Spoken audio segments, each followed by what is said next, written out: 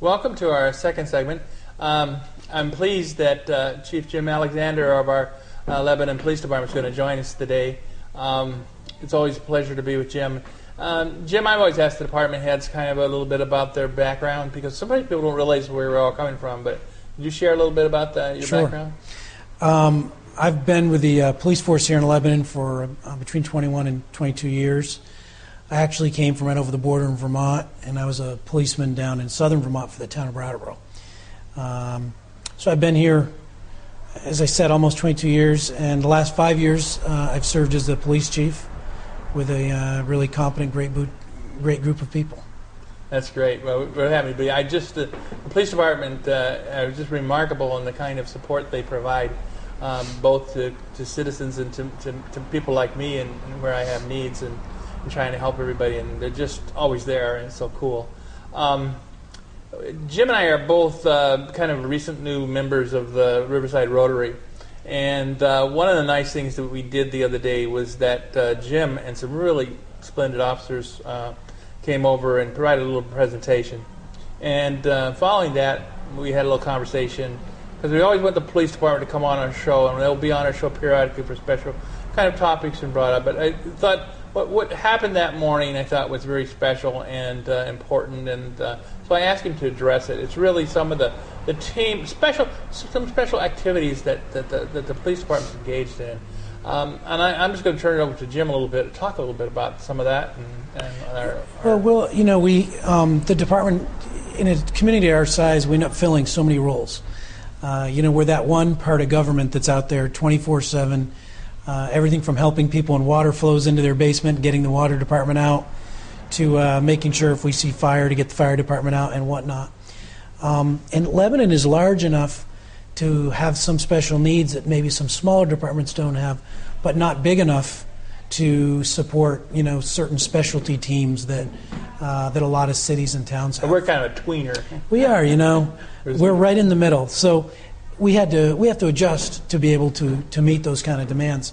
So we have, I'll just outline a couple of the specialty teams, and maybe we can come back, or I can have representatives come and join you from those teams. That's great.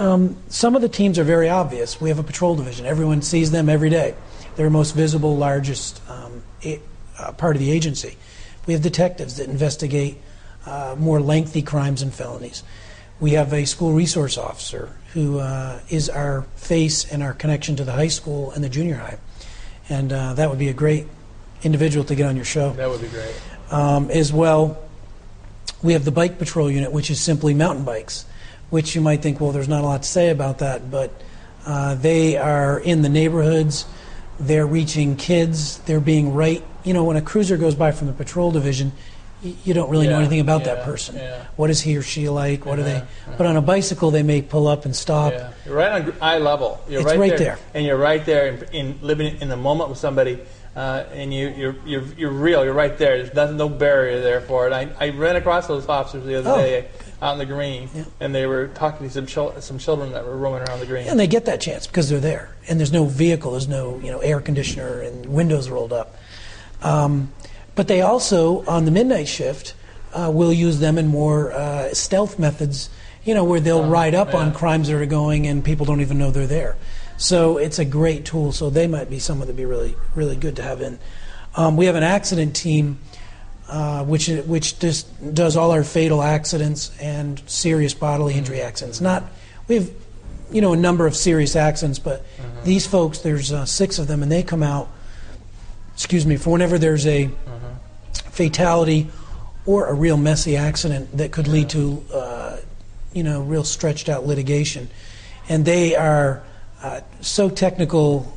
I'm just glad to have them because I couldn't do any of the work they do. I don't think anyone ever understands the sense of litigation and legal work and all the heartache that's involved in that, and trying to recreate what occurred and trying to explain what occurred.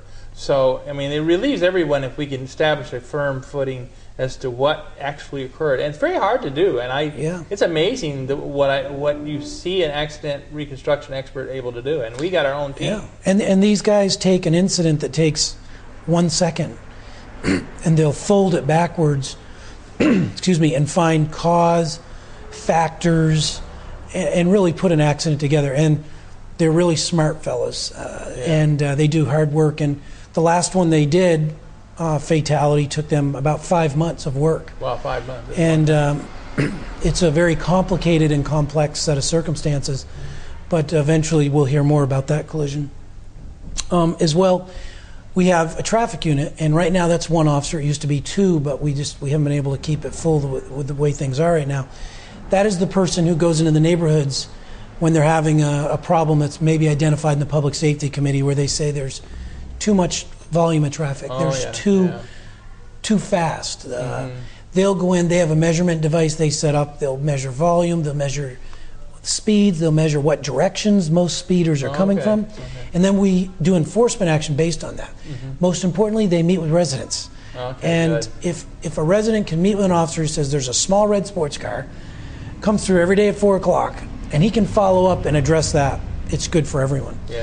So and people have validated being heard, because people have concerns. I think one of our goals in the city is that we need to validate, which is confirm what people have to say, and truly listen to them, and then to show not only we listened, but we took action. People of all the units, that 1 or 2 man unit, I probably get the most praise for, because they're addressed. I mean, traffic, we've done a survey, which I intend on at some point sharing in depth with you, and we'll do whatever you'd like with it for a wider audience. But the number one concern is traffic. So this 1 or 2 person unit makes a big difference. And lastly, one of the most visible, or second to last, is our canine unit. We have 2 handlers and 2 canines. Again, if we could get the dog to sit for a moment, one of the units might be good to come in and speak with you. They have recovered every type of drug you can imagine. They found lost people.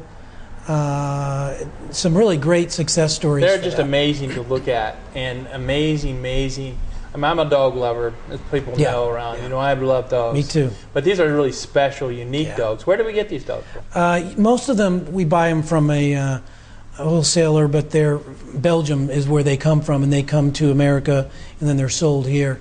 There's 2 different types, and I'm not going to give you all the. No, they need to hear. We'll go there another time. But they are. It is. I think you'd enjoy that. And because I like bonding with dogs, and the officers who are assigned to the dogs. But really, the bond between the officers and the dogs it's amazing. Is pretty incredible. And they are such dedicated officers. They live with those animals. As you know, if you have a dog, they're not always fun. No. So, dogs are at work. And this is on behalf of the city. This dog is living with them 24/7 with their families. The spouses of the officers we interview to make sure that they're behind the commitment. You know, they have to let us come and inspect their homes for the dogs. So it's a great unit. Love to share that with you. Great. The last unit is one that is used the least amount, but it's one of the most important when you need them. We have a tactical containment unit. Similarly, people refer often to a SWAT team. We don't have a full SWAT team in Lebanon. We don't have a need for a full SWAT team. What's the difference between a SWAT team and a named team? A SWAT team is a fully trained team that does all the way up to hostage rescues. In other words, they'll go in if days have gone by and they'll rescue hostages. Those kind of teams, there really is a limited, you only need them a certain amount of time.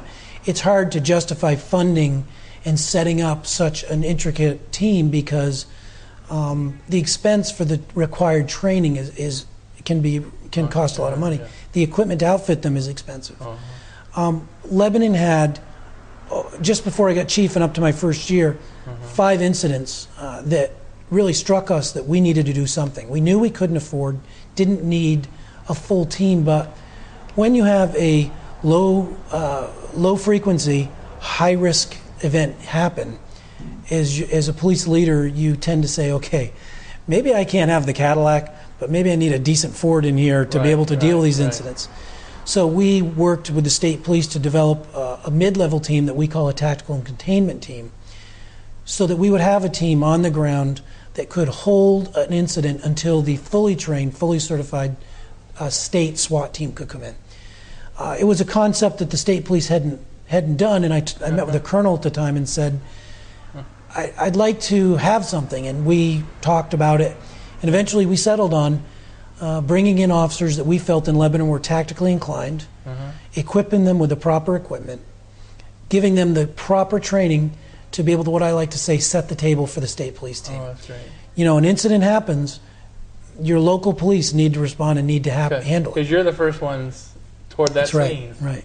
And you know what's great? When I observed the presentation of the officers the other morning, but I think I saw that officer. He was out on patrol. He was basically. I think he was trying to help somebody that had a flat tire. It was like, well, and that's all of our teams are manned by the policemen and police females that people are going to see on the streets. So we really like that the people that are coming in and doing these tactical operations are your policemen that are out there every day interacting. They're not storming in, taking over, and storming out. They look because they need to protect themselves. They wear that kind of gear.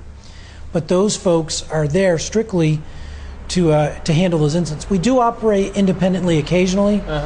The state police, for instance, won't come in and handle a search warrant for us. Oh, okay. So because they can't. They can't run all over the state doing search warrants. Yeah. So when we have a great level of caution that's needed, our team will handle it. We'll do a search warrant. We'll act independently. But if we get into a scenario and it turns to one that's more serious and we can back out, we will. The other thing is, right now, if we had no team and we surrounded a house, which has happened to us, with someone in it who has a weapon, if the shooting starts and somebody's in danger inside, we have to go in.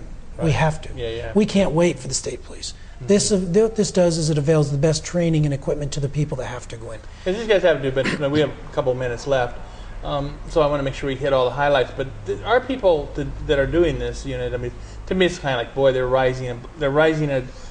All our officers stretch out and do a lot of amazing things, but these officers are stepping out there. It's extra training they have to deal with.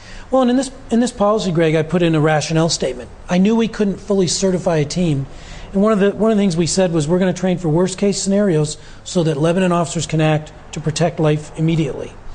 I said that we're going to take the people that are most tactically inclined, that are equipped with the right equipment, and be ready. And I think any good government is ready to handle to its maximum capacity and ability what they can do.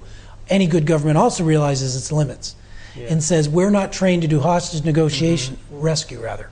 The only time we're going to do that is if we have no other choice. Yeah. So it's a happy medium. It's a balance. Yeah.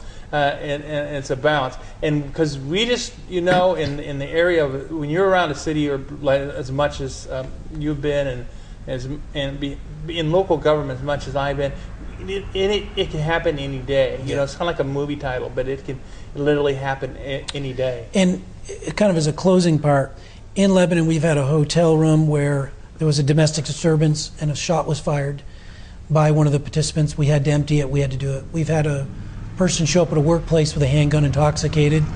We had to handle it. We've had a man who was holding himself in a residence who took a gun and said he was going to leave and go to a facility and murder his wife. He got out of the house and got away. We got him.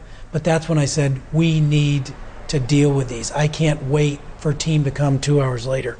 And the last point I'll make is that we've equipped this team about $6,000 a person, all through seized drug forfeiture money. So I also feel like we're not stretching resources from the needs that we have commonly by getting federal money. So we feel good about that. Well, I really feel good about it too. As a city manager, I'm real proud of our police department, and I'm proud of that we're out there being proactive and taking the steps to protect people, and we're trying to live within the resources we have. With that, I want to thank Jim Alexander, our police chief. I want to thank all our police officers for the work they do and the service they provide. And remember, they're really your best friend out there. And I think that the most important thing is to cooperate and communicate and respond to your police officers, and they will treat you in a respectful manner. So I appreciate today. I hope you are having a good summer. We are. Take care.